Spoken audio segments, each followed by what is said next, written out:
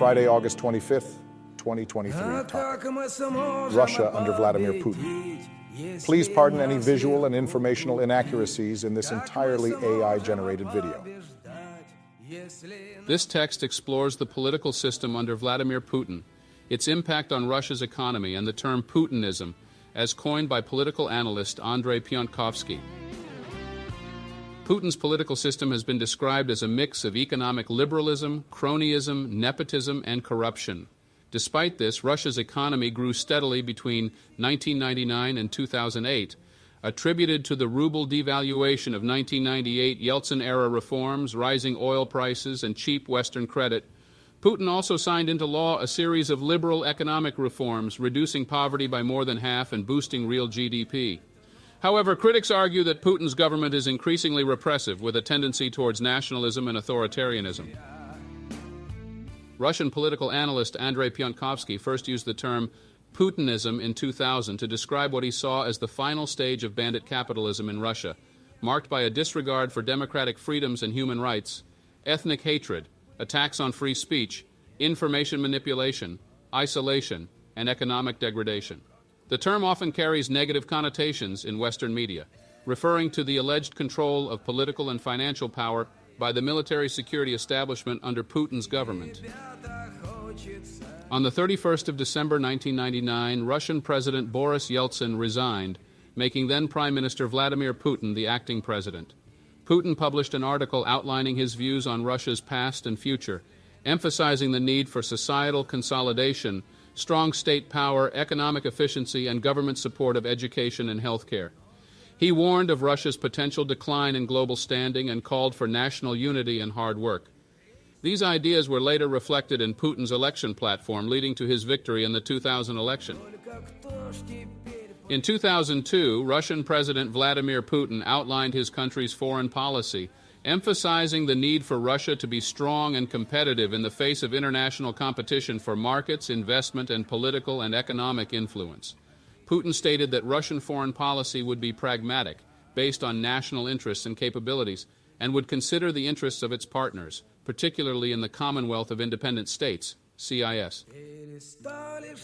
Russian political scientist Andranik Migranyan has praised Putinism, stating that Putin restored central authority and ended the power of regional elites and oligarchs. He also destroyed the non-institutional center of power, the family, and began establishing common rules for all actors. Migranyan sees modern Russia as a democracy, with the state having restored its effectiveness and control over its resources. He sees two possibilities for the Putin regime: transformation into a consolidated democracy or bureaucratic authoritarianism. Russia has evolved from a fragile proto-democracy in the 1990s to a highly centralized authoritarian state under Vladimir Putin, according to a 2007 report by Andrew C. Kuchins. Despite this, the consent of the governed is essential, and the Russian people remain politically apathetic due to the economic recovery and lifestyle improvements experienced over the last 8 years. The Putin regime has achieved relative stability and prosperity, attracting major foreign investment despite growing tensions with Western governments. Dr. Mark Smith identified three main groupings in Putin's early leadership: the Siloviki, economic liberals, and supporters of the family. According to a 2004 survey, the Siloviki made up 25% of the Russian political elite, rising to 58% in Putin's inner circle. The process of Siloviki coming into power allegedly started in 1996 during Boris Yeltsin's second term. A 2005 investigation found that 34% of respondents believed there was a lack of democracy in Russia due to unobserved democratic rights and freedoms.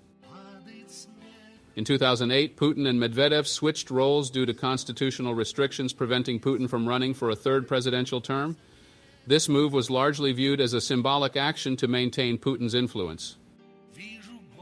Following the 2011 to 2013 Bolotnaya Square protests, Russian President Vladimir Putin redefined Russian democracy as compliance with laws, rules, and regulations, downplaying the importance of individual freedoms and human rights.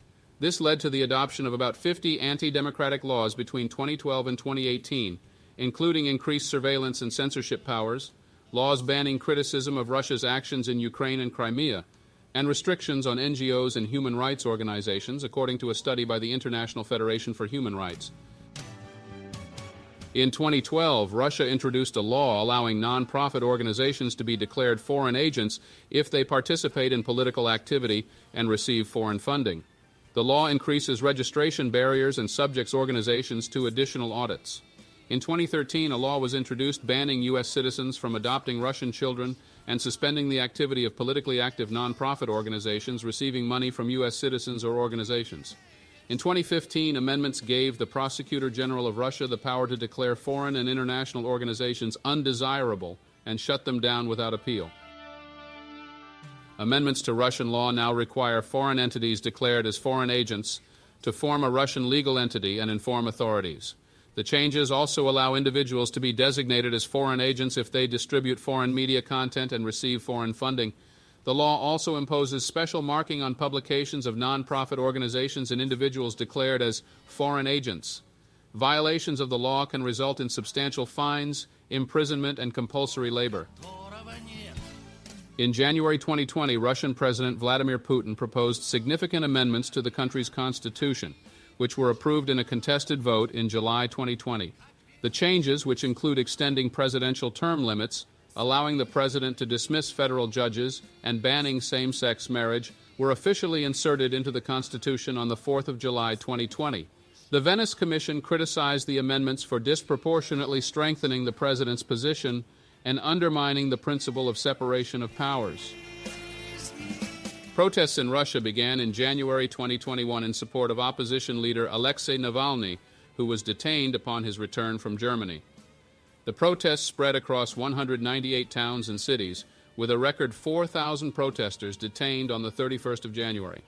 In February, Navalny's suspended sentence was replaced with a prison sentence. In June, Anti-Corruption Foundation, Citizens' Rights Protection Foundation, and Navalny's staff were recognized as extremist organizations, and their activities were prohibited.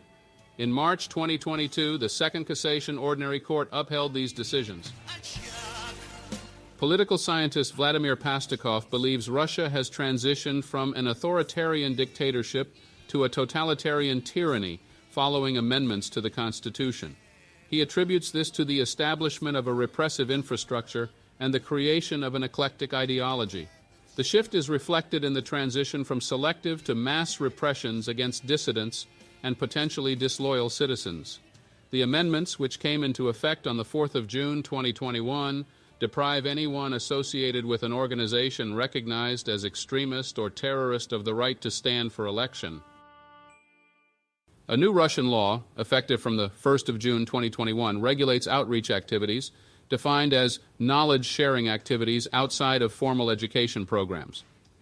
The law, which was opposed by the Russian Academy of Sciences and other educational bodies, is seen by critics as a form of censorship. The government, however, argues that it is designed to protect citizens from anti-Russian propaganda. In 2000, Russian newspaper Kommersant published a document called Revision Number 6, a reform project of the presidential administration. The document, which was republished in 2010, suggested that all social and political processes in Russia should be managed by one single body, the presidential administration. The document proposed a combination of public and secret activities, including the use of special services to control political parties, mass media, and elections. The document was seen as a blueprint for a counterintelligence state where democratic institutions exist in name only. Putinism in Russia is defined as a one-party system with censorship, a puppet parliament, an end to an independent judiciary, centralization of power and finances, and a dominant role of special services and bureaucracy. The middle class has largely accepted this paternalistic government and remained apolitical.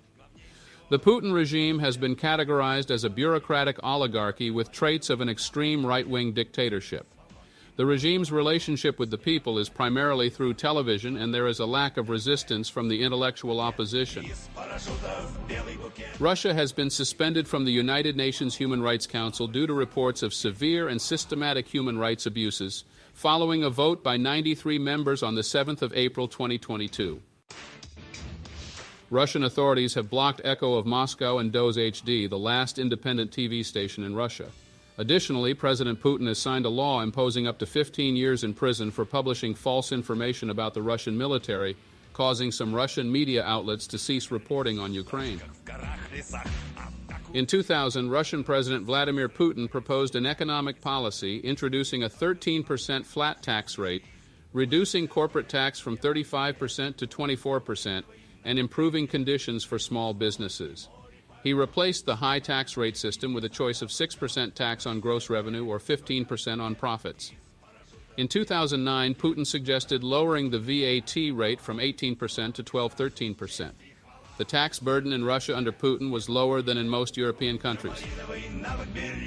Putin has developed a corporatist system in Russia, where the Kremlin maintains close ties with business organizations.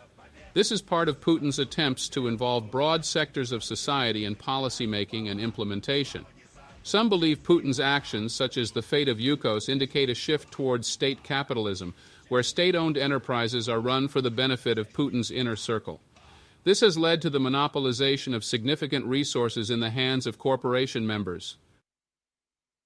In 2005, Putin launched national priority projects in healthcare, education, housing, and agriculture. He proposed increasing maternity benefits and prenatal care for women in 2006 and called for judiciary reform. Responsibility for federal prisons was transferred from the Ministry of Internal Affairs to the Ministry of Justice. During Putin's government, poverty was cut by more than half and the middle class grew significantly. However, not everyone benefited from the prosperity, with the average Russian earning just 10% of the U.S. average. The 2000s were an economic boom for Russia, with GDP rising about 7% a year, making it one of the 10 largest economies in the world by 2008. This was largely due to economic reforms implemented during Putin's first term, including a flat income tax, bank reform, and improvements for small businesses. However, the rise in living standards deepened social and geographical discrepancies, and critics argue that the economic success was largely due to high oil and gas prices. The head of Russia's central bank, Elvira Nabiullina, has said that the country's previous economic model, based on exporting raw materials and stimulating consumption, is no longer viable. Russian economist Dmitry Prokofiev believes that the new model is similar to Stalin's 5-year plans, with investment in large projects under government patronage and the income of the political and economic elite guaranteed by taking money from the population. This model has been dubbed "people are new oil," reflecting the belief that citizens are a source of income and benefits. In June 2000, Putin's foreign policy decree was approved, outlining Russia's main objectives, including ensuring reliable security, impacting global processes to create a stable world order, and protecting the rights of Russian citizens abroad. In 2007, Putin accused the West of breaking promises not to expand NATO into Eastern Europe, a move he saw as a threat to Russia's security. In 2010, Putin proposed a European economic alliance, and in 2013, Russian-American relations reached a low point due to disagreements over Syria and human rights issues. Following the Beslan terror attack in 2004, Putin increased funding for a Kremlin program aimed at improving Russia's image abroad. This included the creation of Russia Today, an English-language news channel, in 2005. Despite these efforts, a 2009 BBC World Service poll found that 42% of respondents had a mainly negative view of Russia. The Kremlin has also increased its lobbying activities in the U.S. since 2003, hiring companies such as Hannaford Enterprises and Ketchum. Under Putin's rule, the Russian armed forces underwent significant reforms, shifting from a 4-level operational chain of command to a 3-level one and moving towards fully manned constant combat readiness units. These reforms have given Russia military dominance in the post-Soviet area and the ability for quick deployment. Despite some experts calling new units paper divisions, Russia began forming a military reserve force in 2018. Russia's military expenditure reached $61.7 billion in 2020, making it one of the top 5 military spenders globally. Political scientist Irina Pavlova and columnist George Will have suggested that Putinism is a form of National Socialism, with the ideology of the Chekists being oursism, or the selective application of rights. Dmitry Trenin, head of the Carnegie Moscow Center, has argued that Russia's elite, who largely own the country, are focused on financial interests and are well adjusted to competition. He also suggested that Russians no longer recognize U.S. or European moral authority. Russian political scientist Ekaterina Shulman has described Putin's Russia as a country of reverse cargo cult. Russian President Vladimir Putin's views have evolved over time, with him increasingly embracing and promoting great Russian chauvinism. In 2021, he published an essay arguing for the historical unity of Russians, Ukrainians, and Belarusians. In February 2022, amid escalating Russo-Ukrainian tensions, Putin blamed the Bolsheviks for detaching Ukraine from Russia and criticized the USSR's 1991 decision to grant sovereignty to other Soviet republics. He later announced a special military operation in Ukraine, marking the start of a full-scale invasion. Russian President Vladimir Putin is said to model himself on Tsar Peter the Great, aiming to restore Russia's imperial grandeur. In 2015, he invited the Romanov imperial family to return to Russia, a move seen as embracing the country's imperial history. Putin, an adherent of the Russian Orthodox Church, has also allowed the Church to regain much of its former importance, winning the support of its leaders. His political system is likened to the 19th century creed of Tsar Nicholas I, emphasizing orthodoxy, autocracy, and nationality. Russian President Vladimir Putin has been accused of holding neo-Soviet views, particularly in relation to social policies, law and order, and military strategic defense. Putin has previously stated that the dissolution of the Soviet Union was a national tragedy on a massive scale, and has been quoted as saying that Russia is an ancient country with historical, profound traditions and a very powerful moral foundation. Critics argue that Putin's administration has sought to control the portrayal of history, glorifying Soviet triumphs while downplaying its horrors. In 2000, former Soviet dissidents warned that Putinism was a modernized form of Stalinism, with growing authoritarianism and militarization. These warnings were initially dismissed, but gained resonance as Putin's actions in power became apparent. In 2007, Arnold Beichmann of the Hoover Institution and Lionel Biener, formerly of the Council on Foreign Relations, both noted the significance of Putinism and the growing nostalgia for Stalinism in Russia. Russian opposition radio host Yevgenia Albats denied the return of Stalinism, but warned against uncritical acceptance of the regime. Chris Miller has identified three core beliefs that underpin Putin's leadership: the need for strong, centralized control, the importance of rising wages and pensions to maintain popular support, and the role of private enterprises in economic progress, provided they don't threaten the first two beliefs.